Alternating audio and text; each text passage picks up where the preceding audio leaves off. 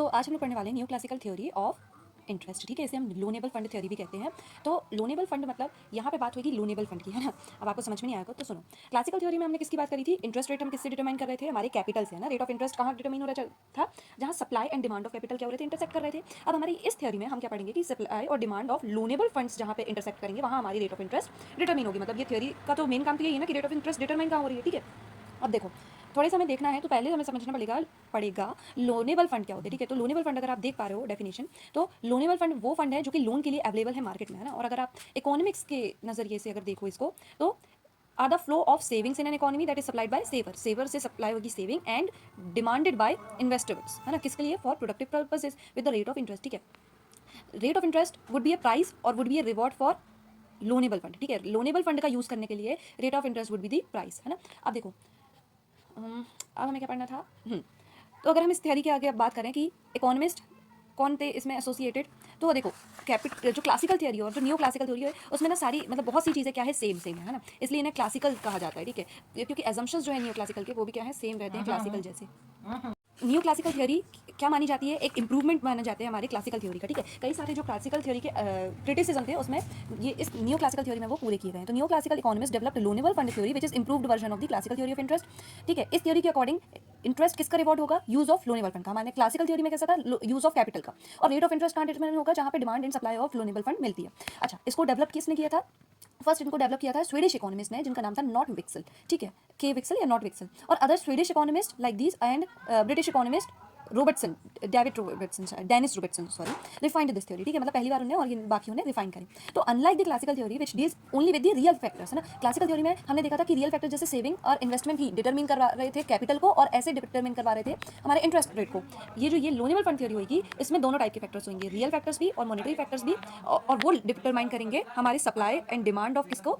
Loanable fund को, और ऐसे वो डिटरमाइन करेंगे क्या? Rate of interest. ठीक है, according to Dennis Robertson and neoclassical economists, the price of the rate of interest, the price for use of the loanable fund or the rate of interest is determined by the demand and supply of loanable fund. And we know that where demand is gets equal to its supply, the equilibrium rate of interest is determined. Okay, हम बात करेंगे इस theory के assumptions की। ठीक है, तो ऐसे ही आप अपना फ्लो रखना कि सबसे पहले आप इंट्रोडक्शन दीजिएगा, आप बताइएगा इंटरेस्ट क्या होता है ना। जैसे हमने क्लासिकल थ्योरी ऑफ इंटरेस्ट में बात की थी कि सबसे पहले आपको क्या बताना है? आपको बताना है कि इंटरेस्ट होता क्या है। ठीक है, फिर आपको बताना है कि हम इंटरेस्ट डिटर्मिनेशन कैसे करते हैं। अब आप ऐसे इंट्रोडक्शन में दे सकते हैं कि कई सारे क्या है स्कूल ऑफ थॉट है जिनने अलग अलग प्रोसेसेस दिए हैं, तो आप मेंशन कर सकते हैं। फिर आप अपना पर्टिकुलर जिस भी थ्योरी में आए आप दे सकते हैं। तो पहले आपको उस थ्योरी का भी इंट्रोडक्शन देना है एंड देन उसके बाद आपको क्या करना है? एजम्पशंस देना है। ठीक है, मतलब ये 4 5 6 चीज़ें ना, 6 चीज़ें जो है इंट्रोडक्शन, एजम्पशन, फीचर्स, और आपका कहना चाहिए अगर थ्योरी इंटरेस्ट थ्योरी की बात करें तो सप्लाई डिमांड मतलब डिटर्मिनेंट्स, फिर डिटर्मिनेशन अलॉन्ग विद 2 और 3 ग्राफ्स, है ना, और क्रिटिसिज्म। ये सारे पॉइंट्स आप लिखेंगे तो आपको फुल नंबर देने से कोई नहीं रोक सकता। ठीक है, तो चलो एजम्पशंस की बात करते हैं।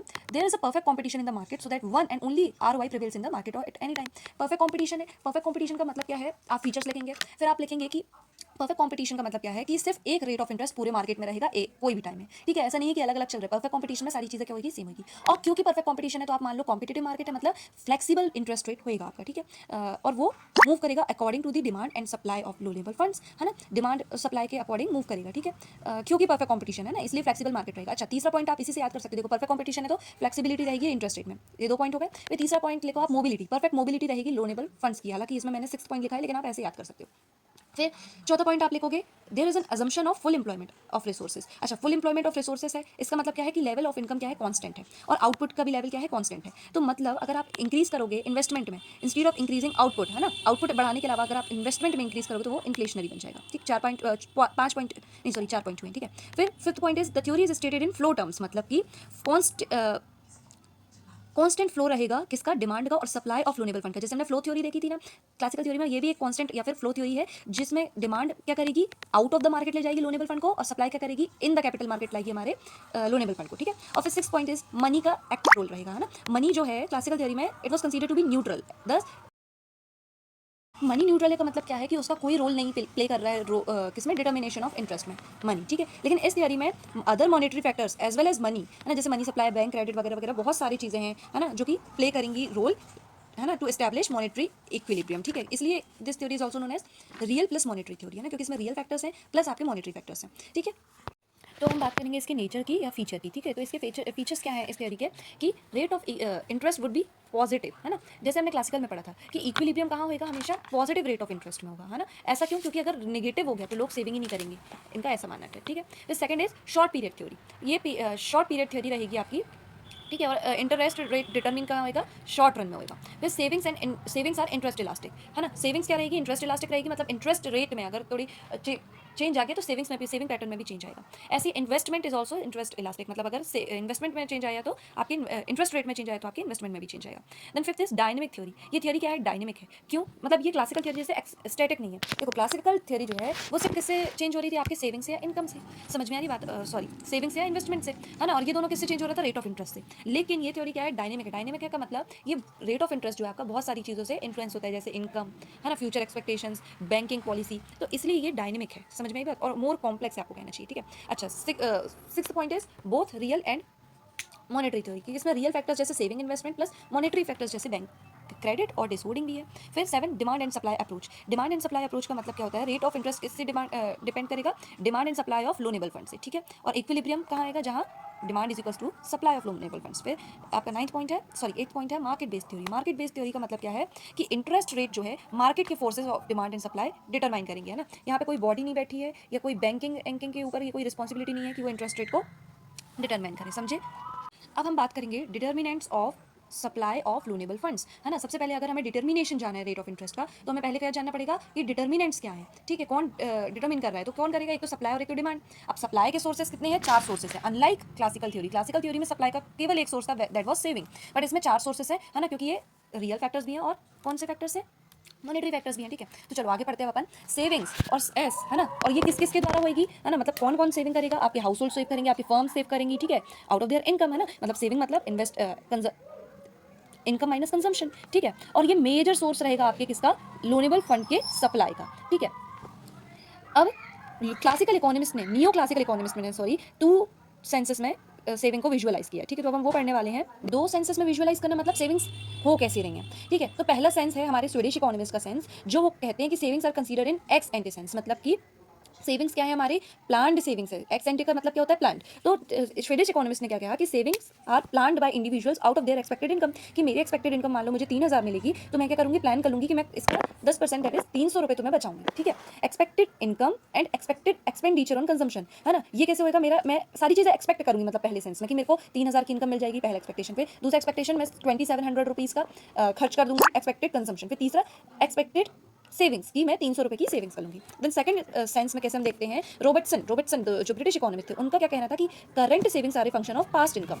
इनका क्या कहना था, current savings are a function of past income, मतलब कि ये क्या कह रहे थे कि सेविंग क्या है, डिफरेंस है between yesterday's income and today's consumption. मतलब कि देखो saving is equals to this, है ना। अब ये क्या बात हुई, मान लो येस्टरडे मेरी कमाई कितनी हुई, 3000 की हुई, ठीक है। और रॉबर्टसन क्या कह रहे हैं, savings are the difference between yesterday's income and today's consumption. अब 3000 की मेरी कल की इनकम हुई और आज मैंने कंजम्पशन कर लिया 2700 का, तो मेरे पास कितने बचे, 300 रुपये बचे, और यही होंगे क्या, सेविंग। तो ये 2 सेंसेस में सेविंग को विजुअलाइज किए हैं। ये दोनों ही न्यू क्लासिकल इकोनॉमिस्ट है, लेकिन दोनों ही सेंस अलग अलग बता रहे हैं कि सेविंग्स हो कैसे रही है। पहले ने क्या बताया कि सेविंग्स क्या है, एक्सपेक्टेड है, और दूसरे मतलब एक्स एंटी कॉन्सेप्ट है, हम पहले से बना लेते प्लान कि हम इतना खर्च मतलब सेव करेंगे। और दूसरे के हिसाब से क्या है कि सेविंग किसका डिफरेंस है, आपके येस्टरडे मतलब past income plus present consumption का, कि आपकी इनकम कितनी थी और आप कंज्यूम कितने कर रहे हो, और उसको अगर हम माइनस कर दे तो हमारी सेविंग आ जाएगी, ठीक है। तो लेकिन दोनों ही केसेस में देखो सेविंग को कैसे कंसीडर किया जाता है, income elastic, and the quantum of saving varies at different rate of interest, ठीक है। And there is a positive relation between, ये दिल का साइन रिलेशन है, ठीक है, relation between ROI and saving, ठीक है। मतलब दोनों ही केसेस में सेविंग्स को क्या माना जाता है, इनकम इलास्टिक माना जाता है ना, क्योंकि दोनों ही ने क्या बोला है, देखो इनकम को बताया है। पहले वाले सेंस में भी इनकम का रोल था, इनकम का जिक्र था कि आपके इनकम से, प्रेजेंट की इनकम से या फिर एक्सपेक्टेड इनकम से आप कितनी एक्सपेक्टेड सेविंग करेंगे, और दूसरे का क्या मानना था कि आपके पहले की कमाई से अभी का खर्चा हटा लो तो आपका सेविंग आ जाएगा। तो दोनों ही केसेस में आपने देखा कि सेविंग क्या माना जा रहा है, इनकम इलास्टिक माना जा रहा है। ये भूलना नहीं, क्योंकि क्लासिकल थ्योरी में नहीं था, है ना। और क्वांटम ऑफ सेविंग वेरी करेगी हमारे रेट ऑफ इंटरेस्ट के साथ। अच्छा, क्लासिकल में हमारे दोनों चीज क्वांटम प्लस आपको कहना चाहिए फैक्टर, है ना, that would be responsible for saving, किस पे डिपेंड कर रहा था, रेट ऑफ इंटरेस्ट पे। लेकिन सेविंग्स को क्या माना जा रहा है यहाँ पे, इंटरेस्ट इनकम इलास्टिक माना जा रहा है, प्लस क्वांटम ऑफ सेविंग किसके साथ वेरी कर रही है, रेट ऑफ इंटरेस्ट के साथ वेरी कर रही है, ठीक है। और इसी के साथ there is a positive relation between ROI and saving, मतलब जितना ज्यादा रेट ऑफ इंटरेस्ट उतना ज्यादा लोग सेव करना चाहेंगे। समझ में आ रही बात। अच्छा देखो, अच्छा इंडिविजुअल्स के जैसे हमारी जो फर्म्स भी हैं, तो जो फर्म्स हैं वो भी सेविंग करती हैं, ठीक है। ये तो हमने बात कर ली पूरी किसकी, इंडिविजुअल की इंडिविजुअल की सेविंग किस पे डिपेंड कर रही है, इनकम में और रेट ऑफ इंटरेस्ट में, ठीक है। तो और हमने बात की है सेविंग्स कौन कौन करता है, इंडिविजुअल और फर्म्स भी करते हैं। अब फर्म्स कैसे सेविंग करते हैं ये हम पढ़ेंगे, ठीक है। ये इंडिविजुअल वाला पार्ट हो गया पहले। तो फर्म्स ऑल्सो सेव, है ना। और ये वाली जो सेविंग होती है ये भी पॉजिटिवली रिलेटेड होती है to the current rate of interest. अब देखो कैसे करते हैं, जो प्रॉफिट का एक पार्ट होता है ना, इन बिजनेस का, वो डिवाइड कर दिया जाता है एज डिविडेंड, हमें पता है ना, शेयर होल्डर्स को, ठीक है, डिविडेंड मिल जाती हैं। और जो बाकी बचता है, जो अगर एक्स्ट्रा प्रॉफिट है, जो डिविडेंड बांटने के बाद बच रहा है, वो कॉर्पोरेट सेविंग में चला जाता है ना। कॉर्पोरेट सेविंग में फर्म अपने लिए रख लेती है। अब देखो रखती तो अपने लिए है ना। तो इसी से आपको अब दूसरी बात भी समझ में आ जाएगी, अगर जब रेट ऑफ इंटरेस्ट मार्केट में हाई चलेगा तो मतलब हायर कॉस्ट ऑफ बोरिंग रहेगी, है ना। रेट ऑफ इंटरेस्ट हाई है तो जिसको लेना है उसके लिए तो बोरिंग की कॉस्ट क्या है, हाई है। तो ये इंकरेज करेगा business saving as a substitute for borrowing from the market. तो अब बिजनेस क्या करेंगे, सब्सटीट्यूट कर देंगे मार्केट से पैसा बोरो करने से, किसको सब्सटीट्यूट करेंगे, कॉर्पोरेट सेविंग को, कि जो बिजनेस ने खुद सेव करके रखा है वो यूज कर लो हम। हायर रेट ऑफ इंटरेस्ट क्यों दे बाहर वाले को जब हमारे पास खुद की सेविंग है ना। लेकिन अब इसमें बात क्या है कि such savings are generally invested by the firm themselves, मतलब ये मार्केट में नहीं आ पाती ऐसी सेविंग्स, फर्म्स खुद ही इसको इन्वेस्ट कर लेती हैं, है ना। And may not constitute the loanable fund, मतलब ये मार्केट में आ ही नहीं पाती, फर्म्स खुद ही इसे यूज कर लेती हैं, ठीक है। अब यहाँ लेके एक बात लिखी है देखो, and it is very important, है ना। अगर आपको ये थ्योरी समझनी है, क्योंकि हमने इनकम लेवल को कांस्टेंट लिया है, समझ में आ रही है आपको बात। लेकिन हमने इसी से पहले क्या बात किया था कि इनकम का असर पड़ रहा है दोनों, अगर हम सेविंग के व्यू पॉइंट की बात करें तो, है ना। तो अब ये वाला पॉइंट क्या कह रहा है, saving is the difference between income and expenditure, है ना। ये हमें पता है बहुत अच्छे से, चलो। But income, since income is considered या एज्यूम टू रिमेन अनचेंज्ड, हमने क्या माना है, इनकम लेवल को कांस्टेंट माना है, तो the amount of saving varies with the rate of interest. अब क्या होएगा देखो, जो आप मान लो सेविंग है, सेविंग किस पे डिपेंड करती है, इनकम पे और रेट ऑफ इंटरेस्ट पे। लेकिन हमने जब इनकम को मान लिया कांस्टेंट, तो अब सेविंग किस पे डिपेंड करेगी, हमारे रेट ऑफ इंटरेस्ट पे। समझ में आ रही बात, that's why we consider that the income level is to be constant, है ना। That's why we consider the situation of full employment. अब आपको समझ में आ रहा है, देखो अजम्पशंस का अगर आप समझोगे कि क्यों हम अजम्पशन बना रहे हैं तो आपको बहुत अच्छे से समझ में आ जाएगा। चलो अब देखो सोर्सेस हमने 4 पढ़ने हैं, तो अब ये दूसरा सोर्स है हमारे सप्लाई ऑफ लोनेबल फंड का, दैट इज डिस होर्डिंग। अच्छा डिस, पहले आपको होर्डिंग समझना पड़ेगा। होर्डिंग मतलब क्या होता है, पैसे को कलेक्ट करने की आदत कई लोगों को क्या आदत होती है कि हम पैसा कलेक्ट करके रखें, ठीक है, मतलब ऐसे जमा रखें अपने पास, ठीक है। तो ये होता है होर्डिंग। अब डिस होर्डिंग मतलब जो जमा हुआ पैसा है वो निकालना। तो it means bringing out previously hoarded money and making it available for loanable funds, मतलब लोनेबल पर्पस, मतलब जो आपने अपने पास पैसा इकट्ठा करके रखा है, इकट्ठा करके, है ना, वो आप अब निकाल रहे हैं किसके लिए, लोनेबल फंड्स बनाने के लिए।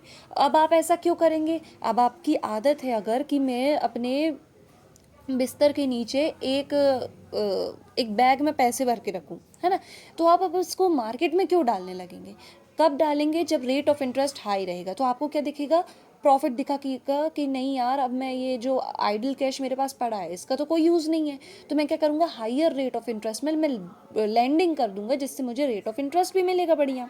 सो there is a positive relation between this hoarding and rate of interest. At the low rate of interest people tend to hoard money to satisfy their desire for liquidity. अच्छा, desire for liquidity का मतलब कि अपने पास पैसे रहने की तलब जो होती है ना, वो होती है डिज़ायर फॉर लिक्विडिटी, कि मेरे पास यार आइडल कैश पड़े रहें, ठीक है। एंड दस आर डिस्करेज टू लैंड। अब देखो रेट ऑफ इंटरेस्ट कम रहेगा, मतलब 1% 2% मिल रहा है, या 0.50 मिल रहा है ना, जीरो तो नहीं हो सकता, पॉजिटिव रहेगा, नेचर में पढ़ा है हमने, फीचर में, है ना। तो ऐसा होएगा तो लोग क्या चाहेंगे, यार ये 1% के लिए मैं क्यों दूँ, है ना, मैं तो अपने पास रखूँगा, क्योंकि मेरी भी तो डिज़ायर है लिक्विडिटी की, तो मैं तो नहीं दे रहा 1% के लिए। तो ये क्या हो गया, डिस्करेज हुआ कि नहीं लैंड करने से, तो सप्लाई क्या होगी, कम होगी। बट जब हायर रेट ऑफ इंटरेस्ट रहेगा तो पीपल क्या होंगे, इंड्यूस्ड होंगे, डिस्करेज का उल्टा एनकरेज या फिर इंड्यूस्ड होंगे टू डिसहोर्ड मनी, मतलब जो उन्होंने इकट्ठी करके रखी मनी उसको देने में। तो there would be increase in the supply of loanable fund, ठीक है, डिसऑर्डिंग इंक्रीज मतलब सप्लाई ऑफ लोनेबल फंड भी इंक्रीज, ठीक है। अब तीसरा पॉइंट आता है हमारा बैंक मनी का। तो बैंक मनी मतलब क्या है, जो बैंक एडवांसमेंट देगा, बैंक लोन देता है ना, बैंक क्रेडिट देता है ना, ठीक है। तो बैंक पैसे दे रहा है, मतलब बैंक क्या डाल रहा है, सप्लाई डाल रहा है लोनेबल फंड्स की इन लोनेबल फंड मार्केट, है ना। तो इससे क्या होएगा, बैंक भी एज अ सप्लायर काम करेगा, ठीक है, ऑफ लोनेबल फंड्स। और इसका भी क्या, देखो सारे जितने भी फैक्टर्स है जो कि सप्लाई वाले होंगे उनकी पॉजिटिव रिलेशन होगी रेट ऑफ इंटरेस्ट के साथ। जब रेट ऑफ इंटरेस्ट बढ़ेगा, इन लोग ज़्यादा चाहेंगे कि क्या करें, हम सप्लाई ज़्यादा करें, क्यों, क्योंकि इन लोगों का फायदा होगा। तो bank tends to lend more at a higher rate of interest and less at a lower rate of interest, vice versa का मतलब ये। फिर अब चौथा पॉइंट आता है, मतलब चौथा सोर्स आता है हमारा डिसइन्वेस्टमेंट। डिसइन्वेस्टमेंट को आपको थोड़ा समझना पड़ेगा। देखो डिसइन्वेस्टमेंट क्या होता है, जब हम अकाउंट्स की बात करें तो अकाउंट्स के पीएनएल अकाउंट में हम लोग क्या बनाते हैं, डिसइन्वेस्टमेंट का एक वो बनाते हैं, एंट्री देते हैं ना। डिसइन्वेस्टमेंट मतलब क्या होता है कि जो फर्म्स एक्चुअली क्या करती हैं, डेप्रिसिएशन, उनकी जो कैपिटल गुड्स है, कैपिटल जो सामान है उसका डेप्रिसिएशन होता है, मतलब उनकी वैल्यू में कमी आती है, तो उसकी वैल्यू को फुलफिल करने के लिए फर्म्स क्या करती हैं, थोड़ा थोड़ा अमाउंट, मतलब 10 साल में अगर एक मशीनरी खत्म होगी तो उसका लॉस फर्म को एक साथ ना झेलना पड़े करके थोड़ा अमाउंट रिप्लेसमेंट फंड में, डेप्रिसिएशन फंड में डालती रहती है, ठीक है। अब डिसइन्वेस्टमेंट का क्या है, क्या मतलब है, मतलब सुनो आप, है ना, एक पार्ट होता है फर्म की अर्निंग का जो कि फर्म किस में डालती है, डेप्रिसिएशन में रखती है, ठीक है। लेकिन अब डिसइन्वेस्टमेंट में वो क्या करेगी, instead of being kept in the depreciation funds meant for capital replacement, मतलब कैपिटल रिप्लेसमेंट के लिए जो बनाया गया डेप्रिसिएशन फंड, उसमें डालने के बजाय पैसे उससे क्या करेगी, निकाल लेगी या फिर उसमें डालेगी नहीं फर्म, ठीक है। और वो पैसे कहाँ जाएंगे, मनी लोनेबल पर्पस के लिए मार्केट में चले जाएंगे, लोनेबल फंड मार्केट में चले जाएंगे। समझ में आया? It means allowing the existing machinery to wear out without being replaced, मतलब जो एक्जिस्टिंग मशीनरी है अब हम उसको वेयर आउट होने दे रहे हैं ना, उसकी रिप्लेसमेंट कॉस्ट हम डाल ही नहीं रहे हैं अकाउंट में, तो not providing sufficient funds for depreciation, मतलब डेप्रिसिएशन के फंड्स को हम निकाल रहे हैं या फिर हम प्रोवाइड ही नहीं कर रहे हैं ताकि हम पैसा कहाँ डाल सकें अपने लोनेबल फंड मार्केट में डाल सकें। तो it is also interest elastic, है ना, इंटरेस्ट इलास्टिक और positively related to the rate of interest. तो अगर आप ये ग्राफ देखें अब, तो आपको ये ग्राफ बनाना है और आप चाहें तो अलग अलग, जैसे मैंने एक एक करके 4 सोर्सेस पढ़ाए ना आपको, ये 4 ग्राफ भी बना सकते हैं और एक ग्राफ में लास्ट में चारों कर्व्स ऐसे दिखा सकते हैं, ठीक है।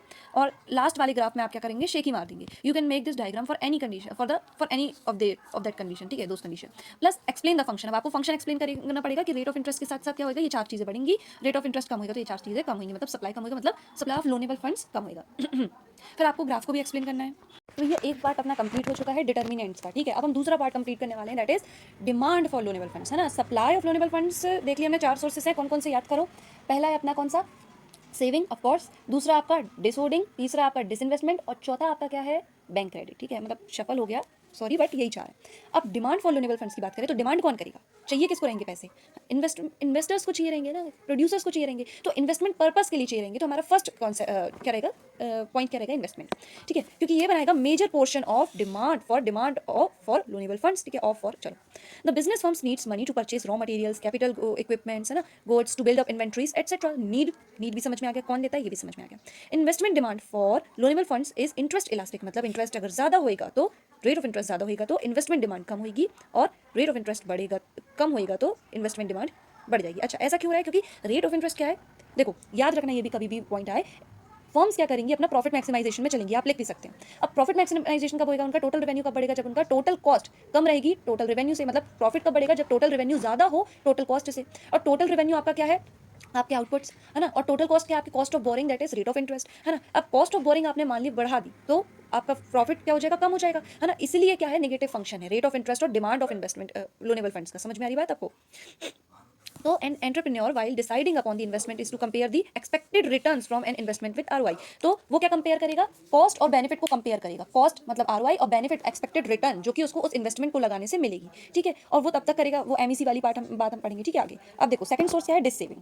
अच्छा, डिस सेविंग का मतलब क्या है, कंज्यूमिंग मोर देन दी करंट इनकम। आपकी करंट इनकम 1000 है, लेकिन आप सेव कितने, मतलब सॉरी, कंजम्पशन कितने का कर रहे हो, 1500 का कर रहे हो या 1200 का कर रहे हो, तो ये जो एक्स्ट्रा 200 रुपए हैं ये कहाँ से ला रहे हो आप, ये होती है डिस सेविंग। और कहाँ से लाते हैं, जनरली पास्ट सेविंग से लाते हैं या फिर बोरोइंग से लाते हैं। अब पास्ट सेविंग है तो मतलब सेविंग का उल्टा डिस सेविंग, या फिर बोरिंग, और बोरिंग मतलब डिमांड फॉर लोनेबल फंड्स। समझ में आया? तो people tend to borrow funds when they want to spend more than their current income. अच्छा, करंट इनकम से हम मोर कब स्पेंड करना चाहते हैं, जनरली जब हम ड्यूरेबल आइटम्स लेते हैं, ठीक है। This demand for loanable funds arises mostly when the consumer decide to spend on durable goods like cars, TV, या फिर आप जो भी ड्यूरेबल गुड लेना चाहो, आप घर भी लेते हो तो आप लोन लेते हो कि नहीं, ठीक है। तो डिस सेविंग का आप मान सकते हो कि ये, अब देखो इन्वेस्टमेंट की डिमांड कौन कर रहा था, इन्वेस्टर्स या फिर प्रोड्यूसर्स कर रहे थे। डिस सेविंग की जनरली कौन करेगा, कंज्यूमर्स कौन लेंगे, है ना, क्योंकि जो उनका कंजम्पशन है वो उनकी प्रेजेंट इनकम से ज्यादा है, ठीक है, इसलिए उन लोग क्या करेंगे, बोरो करेंगे। तो ये lower rate of interest will naturally stimulate demand for loanable funds.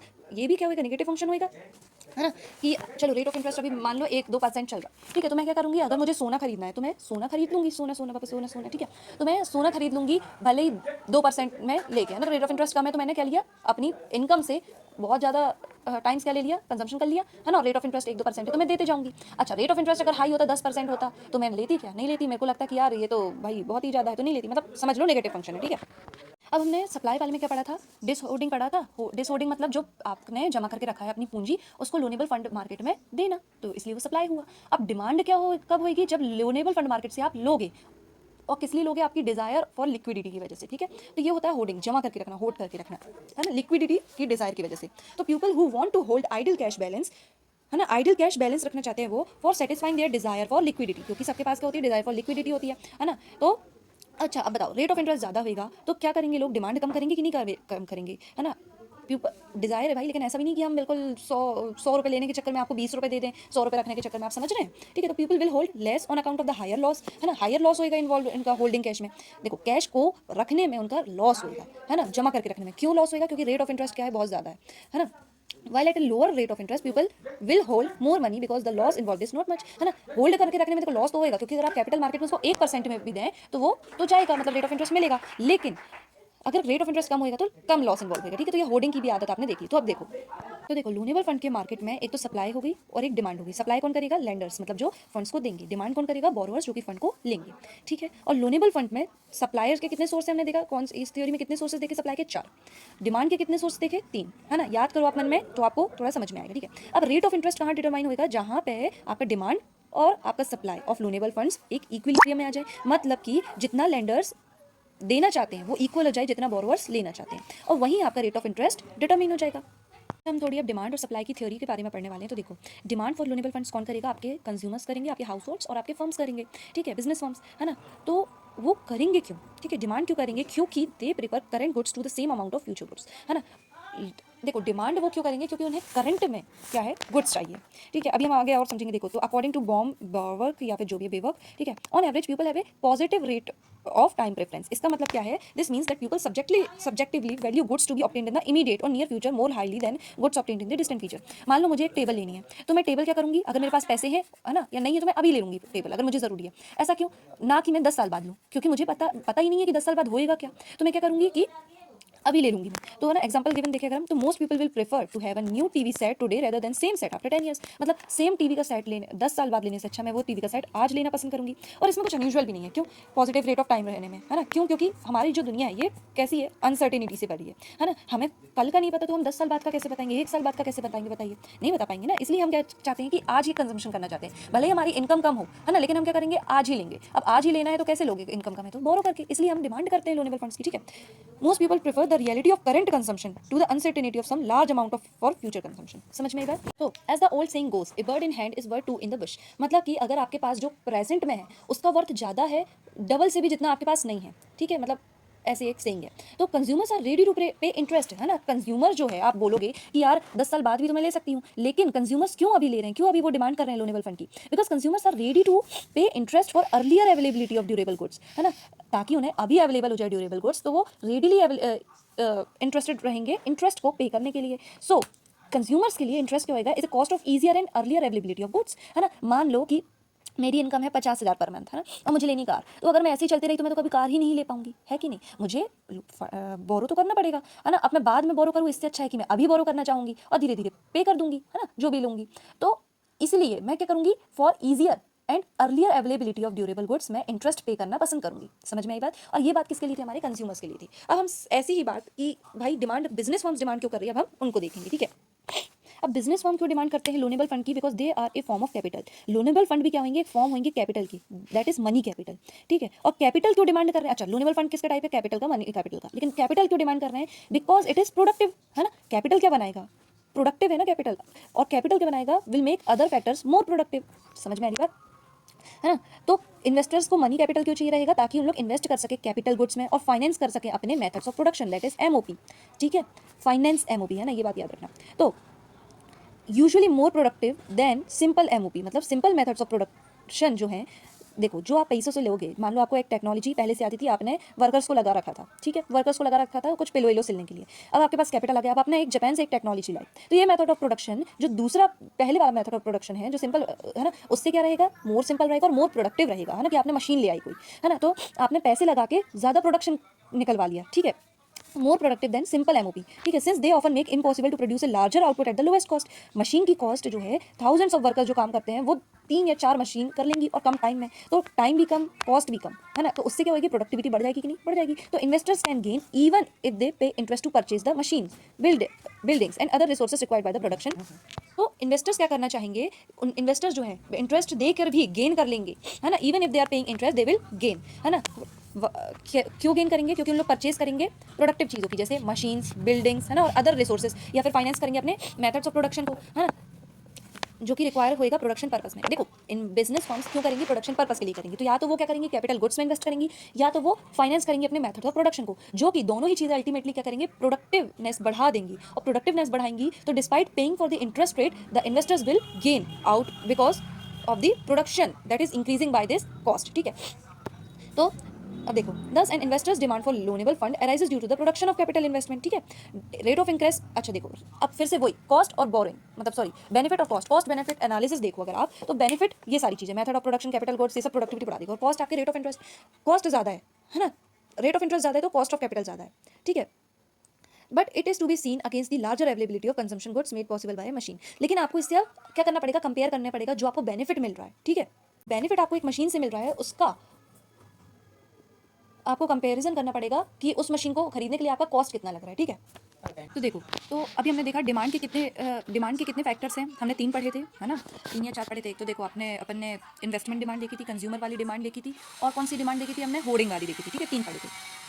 अब देखो तो आपको ये पता चल गया कि इन्वेस्टर्स क्यों डिमांड कर रहे हैं, ठीक, किसके लिए, कैपिटल गुड्स और फाइनेंस करने के लिए मेथड्स ऑफ प्रोडक्शन को। और इन्वेस्टर्स क्यों डिमांड, मतलब सॉरी कंज्यूमर्स क्यों डिमांड कर रहे हैं लोनेबल फंड्स की, क्योंकि उन्हें चाहिए है earlier and easier availability of goods, है ना, मतलब पहले ही हो जाए क्योंकि इनकम उनकी उतनी रहती नहीं है। समझ में आ गया। तो देखो रेट ऑफ इंटरेस्ट के साथ ये इसका, या तो आप ऐसा क्वेश्चन भी आ जाए कि रेट ऑफ इंटरेस्ट के साथ डिमांड का क्यों ऐसा इन्वर्सली रिलेटेड होते हैं, क्योंकि देखो रेट ऑफ इंटरेस्ट बढ़ेगा तो कंज्यूमर्स के इनकम पे फर्क आएगा, है ना, और इन्वेस्टर्स के कॉस्ट पे फर्क आएगा कि रेट ऑफ इंटरेस्ट बढ़ रहा है तो उनका कॉस्ट बढ़ रहा है, कॉस्ट बढ़ेगा तो उन लोग नहीं करेंगे, है ना, क्योंकि high cost rate of interest में सिर्फ वो प्रोजेक्ट्स काम आएंगे जो कि बड़े प्रोजेक्ट्स है और जो कि इसको सर्वाइव कर पाए। जबकि लो इंटरेस्ट रेट रहेगा तो सारे ही प्रोजेक्ट क्या रहेंगे, प्रॉफिटेबल रहेंगे, क्योंकि भले ही टोटल रेवेन्यू उन लोग जनरेट ना कर पाए ज़्यादा, लेकिन कॉस्ट कम होने की वजह से मार्जिन अच्छे बन जाएंगे। तो इसलिए क्या होता है, इनवर्स रिलेशनशिप होता है डिमांड का और आपके रेट ऑफ इंटरेस्ट का। आप सप्लाई साइड की बात करते हैं तो देखो आप सप्लाई साइड की अगर हम बात करें तो even though rate of interest अगर बढ़ जाए तो ये फॉल करेगा डिमांड में, है ना, मतलब रेट ऑफ इंटरेस्ट बढ़ जाए तो डिमांड की जो है डिमांड कम हो जाएगी लोनेबल फंड्स की बाय कंज्यूमर्स और इन्वेस्टर्स, अभी हमने पढ़ा। ठीक है, फिर लेकिन on the other side they will encourage, है ना, किसको इंकरेज करेंगे, जो लेंडर्स हैं जो कि पैसे दे रहे हैं उन लोग रेट ऑफ इंटरेस्ट ज़्यादा होगा तो ज़्यादा देना चाहेंगे।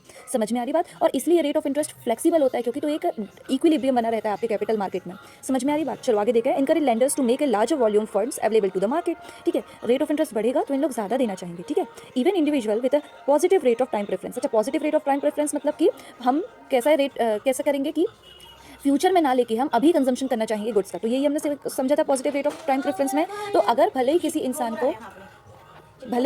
एक इंसान को ये भी है, मतलब सबको रहता है ना, क्योंकि अनसर्टेनिटी सबको रहती है, भले ही लेकिन अगर कोई जितना भी अनसर्टेन हो, लेकिन अगर रेट ऑफ इंटरेस्ट ज़्यादा है तो वो अपनी करंट कंजम्पशन को कर्टेल कर देगा, मतलब कि रोक देगा, है ना, ताकि वो ज़्यादा सप्लाई कर सके लोनेबल फंड्स का मार्केट में। ठीक है, अगर रेट ऑफ इंटरेस्ट ज़्यादा है तो मतलब अगर रेट ऑफ इंटरेस्ट ज़्यादा है तो भले ही मेरे positive rate of time preference है कि मुझे अभी गुड्स अच्छे लगते हैं, मतलब मुझे अभी करंट कंजम्पशन अच्छा लगता है, बट फिर भी मैं क्या करूँगी, मैं बोलूँगी कि नहीं यार मैं सप्लाई करने वाली हूँ, डिमांड नहीं करूँगी और ना ही मैं इसको खर्च करूँगी, उल्टा मैं क्या करूँगी, सप्लाई करूँगी। ठीक है, तो ऐसा कोई डाउट नहीं है कि पीपल क्या करेंगे, पीपल का positive rate of time preference होता है। ठीक है, लेकिन people know doubt prefer current या फिर अर्लियर कंजम्पशन टू फ्यूचर या फिर डेफर्ड कंजम्पशन, ऐसा तो है ही। बट से आपको इंपॉर्टेंट रखना है, but they also prefer more goods to few goods. मतलब कि देखो अगर मैं अभी 100 रुपये के एक गुड ले पा रही हूँ और मेरे रेट ऑफ इंटरेस्ट क्या हो जाएगा, बढ़ जाएगा, है ना, और मान लो 110 हो गया तो करंट से ज़्यादा मैं फ्यूचर में ले पाऊंगी, तो more good to few goods वाला हिसाब हो रहा है यहाँ, अर्लियर और लेट वाला नहीं, यहाँ पे ज़्यादा कम वाला हो रहा है। ठीक है, फिर देखो so they are ready to sacrifice current consumption if they expect to get more consumption of goods in exchange at some future date, कि फ्यूचर डेट में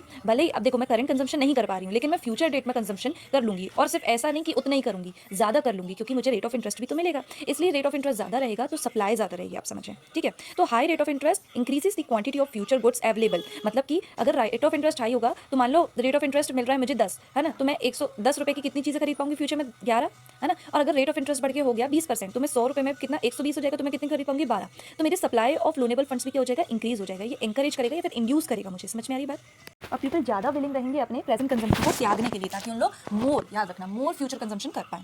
अब ठीक है, तो हमने डिमांड देख लिया, सप्लाई देख लिया, डिटर्मिनेंट्स ऑफ डिमांड देख लिए, डिटर्मिनेंट्स ऑफ सप्लाई देख लिए, और हमने ये भी समझ लिया कि पीपल डिमांड करते क्यों है ना, और सप्लाई क्यों करते हैं, ये भी देख लिया अपन ने। ठीक है, यही कारण थे डिमांड करने के पीछे और सप्लाई करने के पीछे, और ये भी हमने देख लिया कि डिमांड और सप्लाई और रेट ऑफ इंटरेस्ट के बीच में पॉजिटिव और नेगेटिव रिलेशन क्यों है। ठीक है, तो ये पूरी थ्योरी को हम लोग की अब 80% कंप्लीट हो गई। अब हमें सिर्फ डिटर्मिनेशन देखना है कि कहाँ होएगा इंटरेस्ट रेट का, प्लस हमें देखना है क्रिटिसिज्म। ठीक है, और एक छोटा सा पॉइंट और है कि इंप्रूवमेंट देखना। अच्छा, अगर अपने आंसर में आप लिखेंगे ये सब पॉजिटिव रेट ऑफ इंटरेस्ट, है ना, मतलब सॉरी पॉजिटिव टाइम प्रेफरेंस, ये सब लिखेंगे और डायग्राम्स वगैरह बनाएंगे तो आपको ज़्यादा नंबर मिलेंगे, तो आप कोशिश करिएगा कि ये सब आप इंक्लूड करें। ठीक है। अच्छा देखो, अब डिटर्मिनेशन कहाँ होएगा, जहाँ सप्लाई और डिमांड इक्वल हो जाएंगे। तो लोनेबल फंड की सप्लाई के 4 सोर्सेस हैं। एक आपका है सेविंग, तो ये आएगा टोटल सेविंग, ठीक है। और आपका है डिस होल्डिंग, तो टोटल डिस होल्डिंग। फिर आपका है बैंक मनी या फिर नेट क्रेडिट क्रिएशन या फिर बैंक क्रेडिट, सप्लाई की बात कर रहे हैं ना, तो ये आ जाएगा। और चौथा आ जाएगा आपका टोटल डिस इन्वेस्टमेंट, ठीक है। तो loanable fund supply is equals to this आपको ये 4 चीज़ें लिखनी पड़ेंगी, ठीक है। और यहीं डिमांड देखो आप, तो डिमांड किस से हो रही है, टोटल इन्वेस्टमेंट डिमांड से, total demand of dissaving से, और टोटल डिमांड ऑफ होर्डिंग के लिए। मतलब डिस सेविंग के लिए है ना, जब हम इनकम से ज़्यादा कंजम्पशन करते हैं, होर्डिंग के लिए कैश को रखने के लिए, और इन्वेस्टमेंट डिमांड के लिए, ठीक है। अब ये जब चीज़ें लेफ्ट हैंड साइड और राइट हैंड साइड लिखोगे आप, तो इक्वल आनी चाहिए। देखो जैसे इसमें लिखा है, तो सप्लाई के 4 सोर्सेज और डिमांड के 3 सोर्सेज इक्वल होने चाहिए। और देखो जो चीज़ें सेम है, आप उसको लेफ्ट हैंड साइड और राइट हैंड साइड ट्रांसफर करेंगे। जैसे कि टोटल सेविंग से, जो कि सप्लाई का सोर्स है, उससे आप माइनस कर देंगे डिमांड ऑफ सेविंग, ठीक है। और बैंक मनी को आप इस साइड रखेंगे, ठीक है। और फिर टोटल होर्डिंग से देखो आप इन्वेस्टमेंट से आपने माइनस कर दिया क्या, डिसइन्वेस्टमेंट, और होर्डिंग से माइनस आप करने कर दिया क्या, डिस होर्डिंग, ठीक है। तो ये क्या बन गया, यहाँ क्या बचा, एस बस बचा। और एस कैसे आया, saving minus dissaving is equals to net saving. और बी आया, बी एम आया आपका बैंक मनी, आई आया आपका investment minus disinvestment is equals to net investment, और होर्डिंग आया आपका total hoarding minus dishoarding is equals to net hoarding. तो आपका कंडीशन ऑफ इक्विलिब्रियम का क्या कहाँ बनी, जहाँ सेविंग नेट सेविंग कहना चाहिए आपको, ठीक है। Net saving plus bank money is equals to net investment plus net hoarding. ये आपकी बन गई इक्विलिब्रियम कंडीशन, और यही आपका डिसाइड हो जाएगा इक्विलिब्रियम रेट ऑफ इंटरेस्ट, ठीक है। तो मैं क्या कह रही थी कि अगर आप लास्ट में ऐसे डिमांड के कितने दे सकते हो, 3 डायग्राम बना सकते हो, और फिर तीनों को एक डायग्राम में दिखा सकते हो। डाउनवर्ड स्लोपिंग होंगे क्योंकि रेट ऑफ इंटरेस्ट और डिमांड में क्या होगा, नेगेटिव रिलेशन होगा। और फिर आप सप्लाई के 4 बना सकते हो, और उसको फिर एक को क्या कर सकते हो, फिर चारों को एक में बता सकते हो, और उसका स्लोप कैसा होगा, अपवर्ड स्लोपिंग होगा, क्योंकि वो पॉजिटिव रिलेशन होगा, ठीक है। फिर आप इन 4 और 3 इनको एक डायग्राम में, जैसे ये वाली पिक्चर में आप देखेंगे कि एक डायग्राम में जहाँ दिखा सकते हैं, ठीक है, जैसे ये दिख रहा है, ठीक है, समझ में आई बात। तो आप मैंने क्या किया है, 4 डायग्राम उसके, मतलब 4 कहना चाहिए आपको कर्व उसके, और 3 कर्व उसके, दो सारी 7 कर्व इसमें अगर आप देख पा रहे हैं, तो एक ही डायग्राम में मैंने दिया। और उसके बाजू में मैंने एक और डायग्राम बनाया है, जिसमें मैंने डिमांड और सप्लाई ली है किसकी, लोनेबल फंड्स की, ठीक है। और आपको ये भी बताना है कि एक्स एक्सेस में क्या लिया है आपने, लोनेबल फंड्स, है ना, demand and supply of loanable fund. और वाई एक्सेस में क्या लिया आपने, रेट ऑफ इंटरेस्ट लिया है, ठीक है। तो आपने ये 4 को बनाया और इसको क्या कराया, इंटरसेक्ट कराया, ठीक है। इंटरसेक्ट कराएंगे जब अब आप, तब आपको इसमें ध्यान के रखना है कि आप सारी चीज़ें मिली, है ना। बस बनाते समय ये ध्यान रखना कि पहले आप ये जो जो राइट हैंड साइड वाला है, उसको पहले बना लेना, ठीक है। और उसको पहले बना लोगे आप, मतलब ये इंपॉर्टेंट है, देखो, है ना, इसको पहले बनाना है आपको, उसको पहले बनाओगे, और जहाँ वो इंटरसेक्ट कर रहे हैं उसी से आपको एक लाइन खींचनी है, और इन लोगों के में बीच में लगा देनी है। समझ में आ रही है आपको बात, ठीक है। तो पहले आप राइट साइड वाला बनाओगे, जहाँ डिमांड सप्लाई इक्वल होगी, आप फिर वो लाइन को एक्सटेंड कर दोगे और लेफ्ट वाली से मिला दोगे, और वहीं आपका रेट ऑफ इंटरेस्ट क्या हो जाएगा, डिटरमाइन हो जाएगा। समझ में आ रही बात आपको। तो ये सारी चीज़ें एक ही है, बस आप समझ लो कि एक कर्व में हमने सिर्फ डिमांड और सप्लाई को लिया, और डिमांड और सप्लाई के देखो 3 सोर्सेज डिमांड के, 4 सोर्सेज सप्लाई के, तो आपने उसको लेफ्ट हैंड साइड वाले कर्व में शो कर दिया है। बाकी रेट ऑफ इंटरेस्ट दोनों में सेम रहेगा, ठीक है। तो ये होगी हमारी ये जो थियोरी है वो, मतलब डिटर्मिनेशन भी हमने क्लियर कर लिया, ठीक है। अब इसकी आने वाली वीडियो में हम बात करेंगे किसकी, रेट ऑफ इंटरेस्ट की, कि रेट ऑफ इंटरेस्ट भी कुछ टाइप्स के होते हैं, तो आपको ये बात ध्यान रखनी है, ठीक है।